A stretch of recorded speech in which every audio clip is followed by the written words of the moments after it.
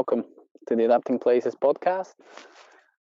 This will be a part of the Digital Place Branding Rules series, and I'm glad to actually be able to record this on yet another drifting outing where I live and with my dog, because even though we got locked down, we're still allowed to, and encouraged actually, to exercise in the UK. So I'm actually climbing some stairs, so if I start huffing and puffing initially, then you know it's from that. But I think even today is probably the most appropriate of the episodes to record while walking around in the city, because I'll be talking about how place brands, and I have to admit, a lot of the times I do naturally think more about city branding rather than nation branding and country branding. But today's talk will be about journey mapping for the digital manifestation of your place brand. So let's just call it your website for short. And I'll be drawing some inspiration from real maps to talk about how to best think about journey mapping the trajectories of people on the website of your place brand. So to begin with, I've pulled a definition of a map from Wikipedia, which is a map is a symbolic depiction emphasizing relationships between elements of some space, such as objects, regions, or themes. Now, I can't help but think that if you just didn't do the last bit, the space, the types of things that you are depicting the relationships between, this is also a very good way to think about a place brand. So if you just replace a map here, and it will be a place brand is a symbolic depiction emphasizing relationships between, and then in the place brand sense, it will be between the different aspects of the place that you're trying to highlight. But in a map, it's objects, regions, and themes here. And before I go into how that's relevant to a digital map of your website, I want to encourage you to think about the first map that removed the location from kind of the center of itself, and yet it was informing people about where they have to go.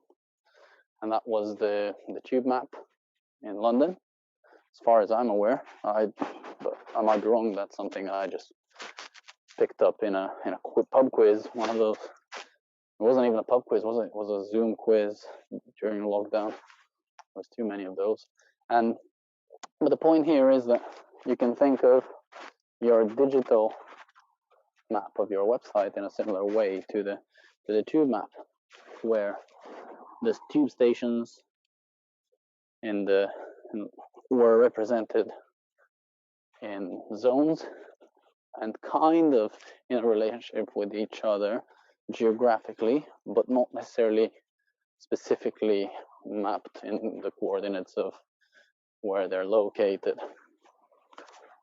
So you can see that as an analogy. You can think of the journey map of your website in a similar way, with people accessing it through different points, taking different routes, and ultimately achieving the goal that they had.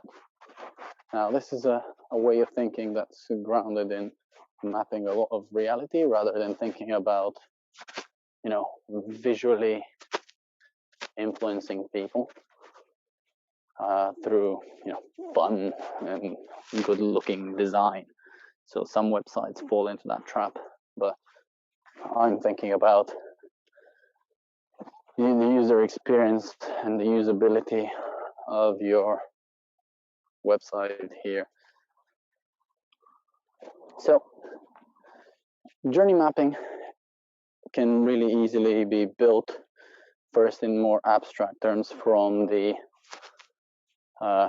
user sessions that you would have done initially with some users to build empathy. And in there, you have to think about not just mapping their digital journeys, but the real tasks that they're doing, because sometimes you have to build a new service from scratch that's going to be presented digitally, and that needs to first be mapped out explicitly, or what I would call through radical observation of the most boring thing. In my day job, I often have to ask people about very trivial aspects of their life to them, but in a great detail. So asking them, how would you map the X and Y? Sorry, I don't even ask that question, do I? I don't ask them to map. I just tell them, how would you send the file? Because I need to see how they'll deal with a PDF file versus another file. And to them, that's obvious. They don't want to talk about it in detail, but you actually then stop. Okay, so how would you do it? Show me, and then you watch that.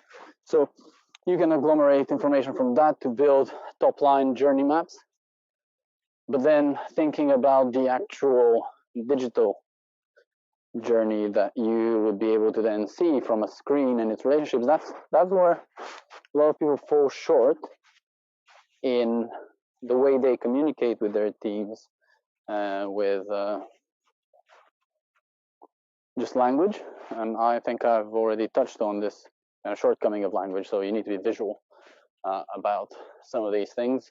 So you can do it, first of all, you can have a look at how to do journey maps, where you highlight the thoughts, feelings, and actions over the journey of doing a task. So for example, morning routine, wake up, brush your teeth, have a cup of coffee, whatever. Or you can represent those into flows from a screen to screen.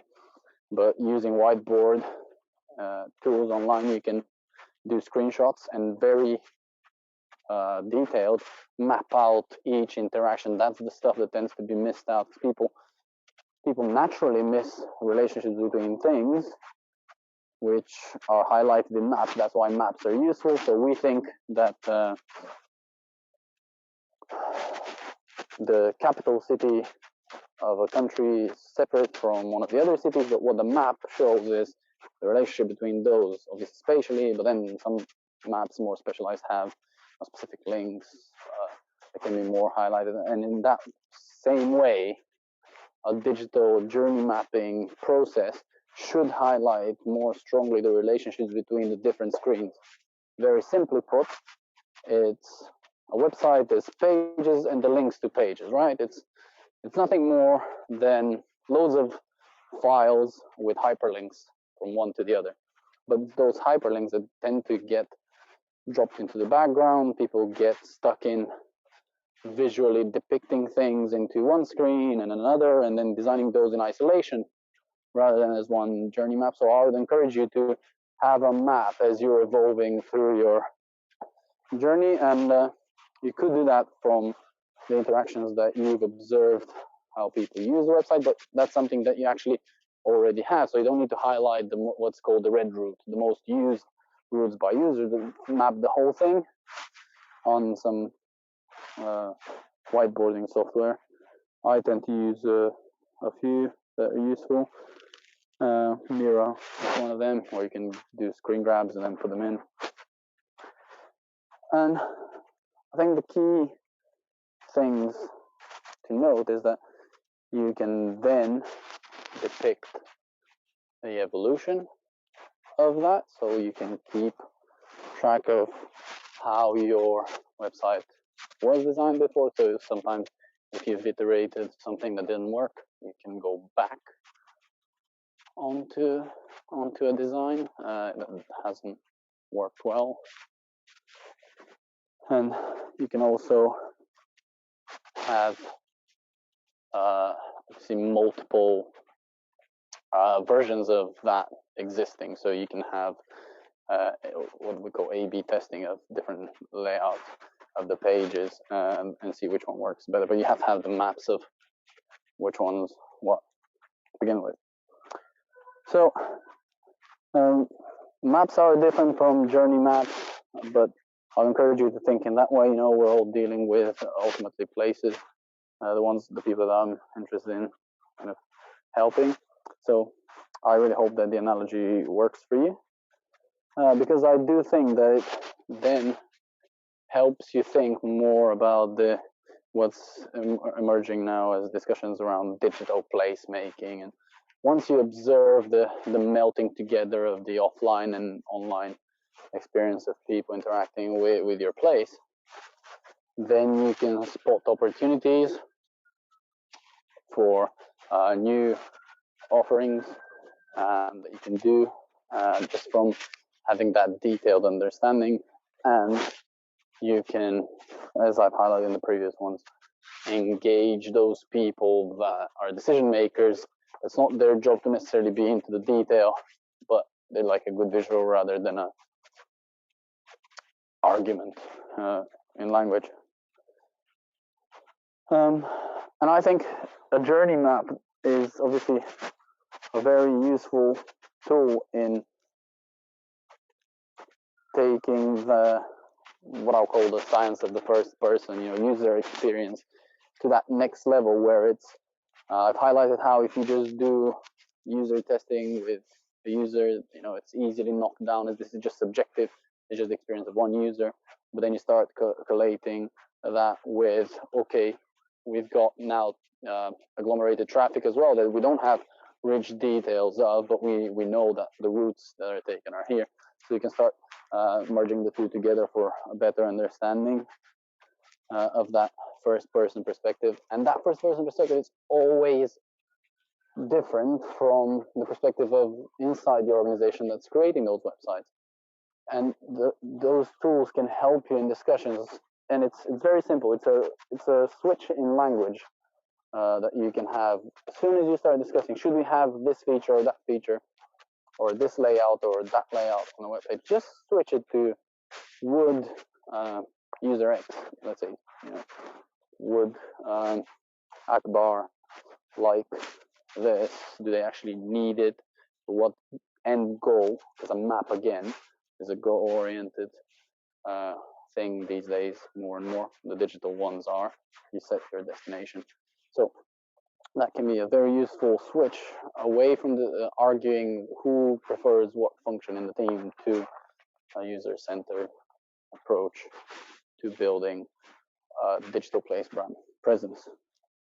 And the key quote that I would like to kind of finish this talk with is from Herbert Simon, one of the, I don't know, he keeps getting called the father of user experience and also AI. He was talking about decision making and actually did a lot of his work in administrative behavior originally in municipalities. So he said that just mapping a problem in its details. Oreo, come here. Sorry, this is my dog. He just knows the route that we're gonna follow and he's too keen. Are you predicting where we're gonna go? I'm guessing. Come here. Sit down. Sit down. Sit. Bang. Play dead. Good boy. So Herb Simon. Oreo, we're not going yet. Wait. Herb Simon's point was that describing a problem in detail and showing that problem to others is actually providing the solution. So think about it that way. Rather than you solving the problem, just describe the journey map very well to whoever you want to influence with a design decision that has to be done on your digital place brand, and you'd be there. All right, thanks.